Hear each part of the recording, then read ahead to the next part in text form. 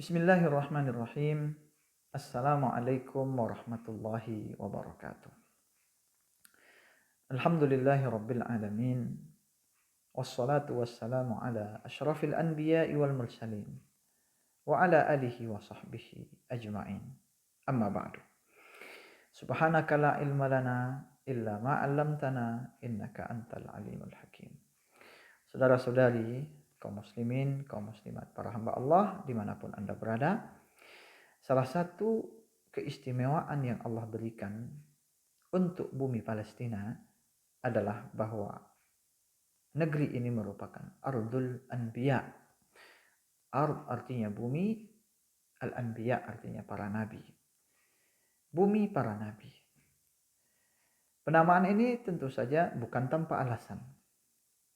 Negeri Palestina memang sepanjang sejarahnya menjadi saksi langsung dari perjuangan dakwah sekian banyak para nabi dan rasul Allah Subhanahu wa taala yang menegakkan ajaran tauhid dan mengajarkannya serta menyebarkannya di tengah-tengah manusia. Kita kenal Nabi Ibrahim alaihissalam yang dikenal dengan julukan Abul Anbiya, bapak para nabi atau bapak monoteisme dunia. Nabi Ibrahim alaihissalam merupakan nabi yang menghabiskan sekian banyak waktu dan usianya untuk berdakwah di Palestina. Kendatipun dalam sejarah hidup beliau merupakan seorang petualang yang mengunjungi banyak tempat, banyak daerah, banyak negeri dalam menyampaikan dakwah beliau. Nabi Ibrahim pindah ke Palestina setelah beliau terusir dari tempat di mana beliau memulai dakwah, kampung asal beliau dari Irak.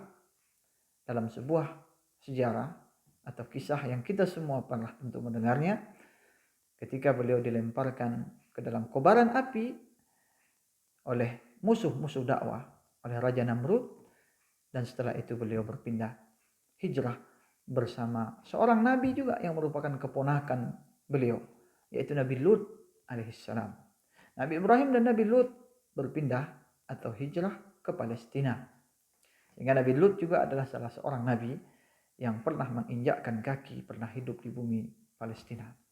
Walaupun kemudian beliau ditugaskan ke daerah yang sekarang mungkin berada di sekitar daerah Laut Mati, apa yang dikenal dulu dengan kaum Sodom. Nabi Ibrahim alaihissalam berdakwah di Palestina. Kemudian beliau mengakhiri hidup beliau pun di Palestina. Beliau kemudian dikuburkan di sebuah kota yang disebut dengan kota Hebron, yang kemudian dinamakan dengan nama beliau, yaitu Khalil, yang merupakan gelar Nabi Ibrahim alaihissalam. Nabi Ibrahim di usia tua dikaruniai oleh Allah dua orang anak. Pertama, Nabi Ishak alaihissalam, yang lahir dari istri beliau yang pertama, yaitu Siti Sarah. Kemudian yang kedua, Nabi Ismail alaihissalam, yang lahir dari istri beliau Siti Hajar.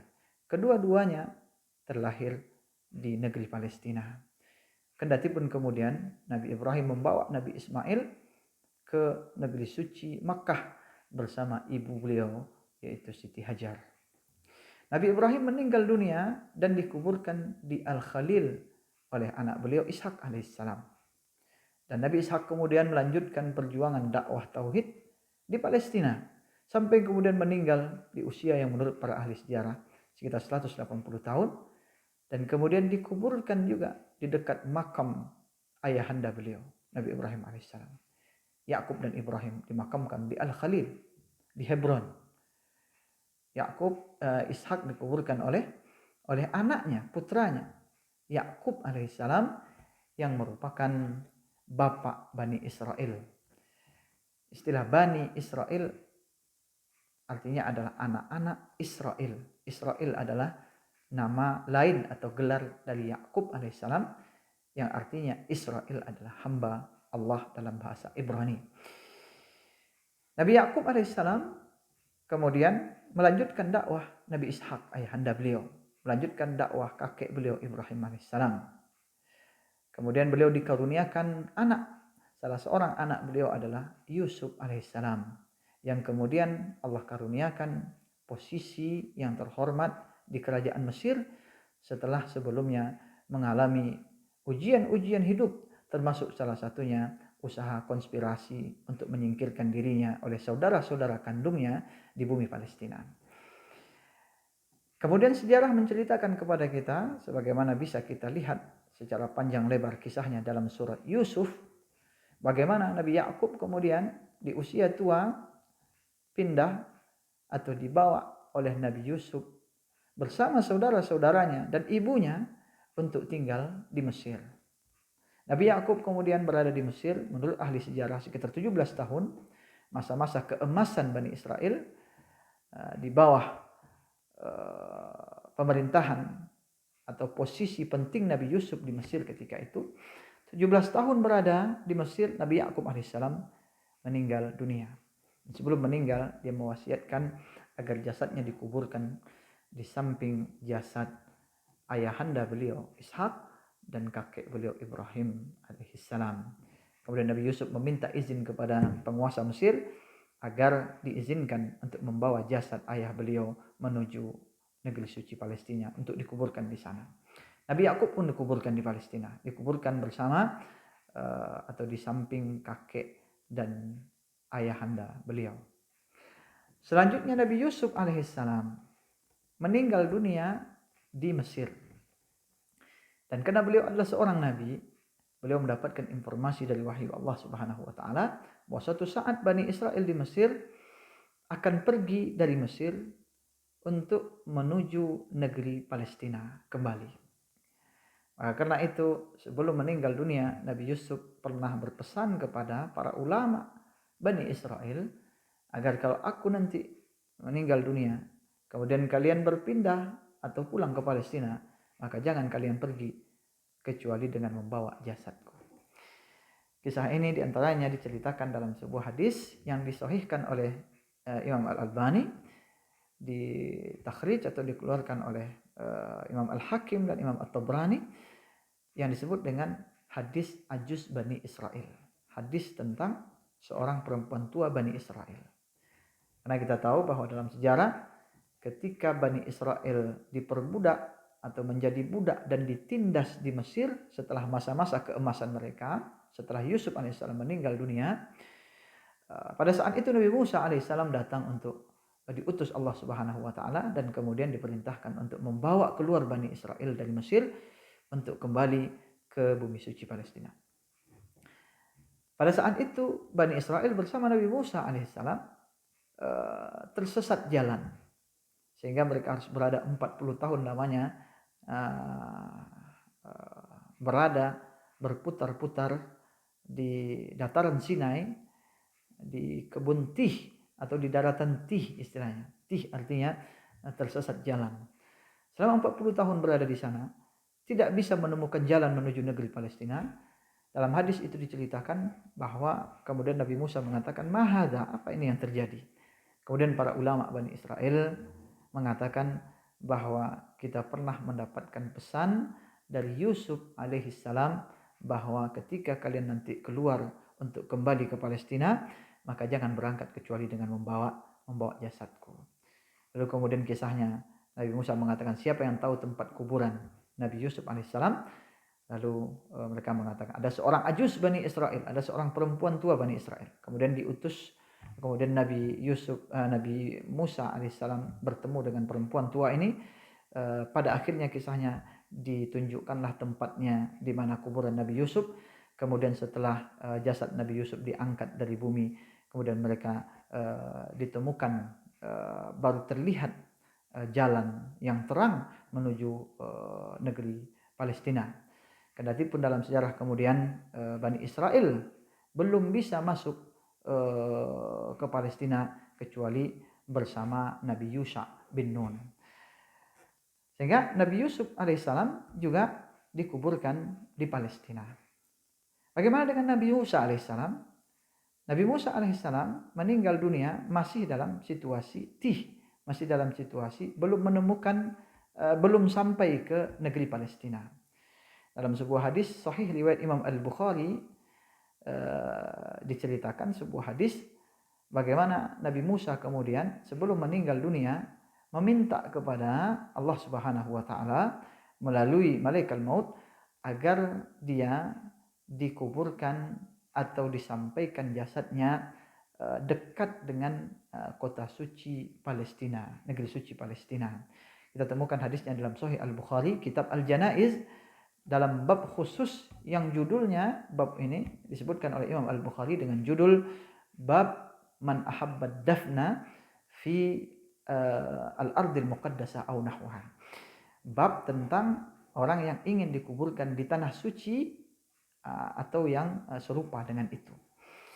Nabi Musa alaihissalam dalam kisah hadis itu diceritakan bahwa ketika meninggal dunia, dalam kisah yang kita semua mungkin pernah mendengarnya, Nabi Musa menolak untuk didatangi oleh malaikat maut, sehingga malaikat maut kemudian pulang menuju Allah Subhanahu wa taala, diperintahkan kembali oleh Allah untuk kembali kepada Nabi Musa alaihissalam, sehingga kemudian Nabi Musa mengatakan, kalau memang harus aku mati pada saat ini, maka tolong dekatkan jasadku. Talaba minhu, dia meminta kepada malaikat maut, ayyudnini, dekatkan jasadku ila baitil ila al-ardil muqaddasah, ke bumi suci Palestina,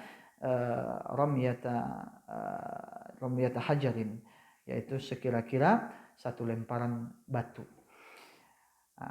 Sehingga dalam hadis itu Nabi Muhammad SAW juga mengatakan, seandainya kalau seandainya aku ada di sana, aku akan bisa tunjukkan kepada kalian di mana posisi kuburan Nabi Musa alaihissalam ini. Nabi Musa alaihissalam juga termasuk seorang nabi yang berada atau berdakwah atau bahkan kemudian dikuburkan di sekitar tanah suci Palestina. Kaum muslimin, kaum muslimat yang dirahmati Allah Subhanahu wa taala, masih banyak nabi-nabi lain yang berjuang, ada yang dilahirkan sampai meninggal dunia di Palestina, ada yang berjuang di Palestina, ada yang punya kerajaan di Palestina seperti Nabi Daud alaihissalam, kemudian putra beliau Sulaiman. Nabi Daud bahkan 40 tahun memerintah kerajaan yang luar biasa hebat di Palestina, diwarisi oleh kemudian anaknya Sulaiman alaihissalam yang memerintah selama 30 tahun dengan kekuasaan yang luar biasa, tidak hanya menguasai manusia tapi juga bangsa jin, dan bahkan beliau mengontrol burung-burung dan binatang-binatang. Nabi Sulaiman alaihissalam dan Nabi Daud alaihissalam juga meninggal dan dikuburkan di negeri Palestina. Siapa lagi? Banyak lagi. Ada Nabi Zakaria, ada Nabi Yahya, kemudian tentunya ada Nabi Isa alaihissalam yang dilahirkan dan bahkan kemudian diangkat oleh Allah Subhanahu wa taala, ruh beliau, dari bumi suci Palestina juga. Nabi Isa alaihissalam dilahirkan di Bethlehem, kemudian diangkat oleh Allah Subhanahu wa taala juga dari tanah suci ini. Kaum muslimin yang dirahmati Allah Subhanahu wa taala. Ini sekelumit tentang beberapa orang nabi Allah Subhanahu wa taala yang pernah menghabiskan waktu di bumi Palestina. Bahkan nabi kita Nabi Muhammad sallallahu alaihi wasallam, kendati beliau diutus dan berdakwah di Jazirah Arab, di Mekah, di Madinah, tapi beliau juga untuk menunjukkan kemuliaan tanah suci Palestina ini, bahkan beliau disempatkan untuk singgah dalam perjalanan Isra Mi'raj beliau, disempatkan untuk singgah di bumi Palestina, di Baitul Maqdis, di Masjid Al-Aqsa, di mana beliau mengimami ruh seluruh para nabi semenjak Nabi Adam sampai Nabi Isa alaihimussalam. Kaum muslimin yang dirahmati Allah Subhanahu wa taala, bahkan nabi-nabi yang tidak sempat ke Palestina pun, atau tidak sempat untuk datang ke negeri suci ini pun, mewasiatkan untuk datang ke tempat itu, untuk memuliakan tempat itu, untuk tetap mengagungkan salah satu tanah suci di muka bumi ini. Bahkan dalam Islam kita kenal betul bagaimana Rasulullah SAW mewasiatkan tentang bumi suci, tempat di mana beliau diisrakan ini. Banyak sekali pesan-pesan yang beliau sampaikan tentang Palestina. Bahkan salah satu hadis beliau mengatakan, berikan bantuan ke Palestina, karena Palestina ini merupakan tempat perjuangan. Kalau kalian tidak bisa datang ke sana dan tidak bisa sholat di sana, maka kirimkanlah minyak untuk bisa menghidupkan lampu-lampu mereka di sana. Kaum muslimin yang dirahmati Allah Subhanahu wa taala, ini beberapa catatan sejarah bagaimana Allah memuliakan negeri Palestina ini dengan keberadaan dakwah para nabi yang ada di sana, atau mewasiatkan untuk hidup, untuk datang, untuk membantu kaum muslimin atau hamba-hamba Allah yang ada di sana. Mudah-mudahan ini semakin menambah kecintaan kita ke bumi suci Palestina ini, menautkan kembali hati kita dengan saudara-saudara kita yang sampai hari ini masih berada dalam belenggu penjajahan. Kita berdoa kepada Allah Subhanahu wa taala dalam waktu yang tidak lama lagi, mudah-mudahan Allah bebaskan bumi suci Palestina dan kita bisa bersama-sama untuk berkunjung dan untuk sholat bersama di satu di antara 3 masjid suci yang ditasbihkan oleh Rasulullah SAW sebagai masjid yang mulia, yaitu Masjidil Aqsa setelah Masjidil Haram dan Masjid Nabawi di Madinah. Mudah-mudahan bermanfaat kaum muslimin yang dirahmati Allah Subhanahu wa taala. Terakhir tentunya kita berdoa kepada Allah di bulan yang suci ini, di tengah situasi sulit yang kita hadapi ini, semoga Allah Subhanahu wa taala memberikan kemudahan, mengangkat segala bencana, mengangkat segala wabah dari kita, sehingga kita bisa melaksanakan ibadah kita, melaksanakan puasa kita. Demikian juga seluruh kaum muslimin di berbagai belahan dunia, termasuk saudara-saudara kita di Palestina, agar diberikan oleh Allah kemudahan dan kelapangan menjalankan ibadah di bulan suci ini. Aqulu qauli hadza wa astaghfirullah li wa lakum. Assalamualaikum warahmatullahi wabarakatuh.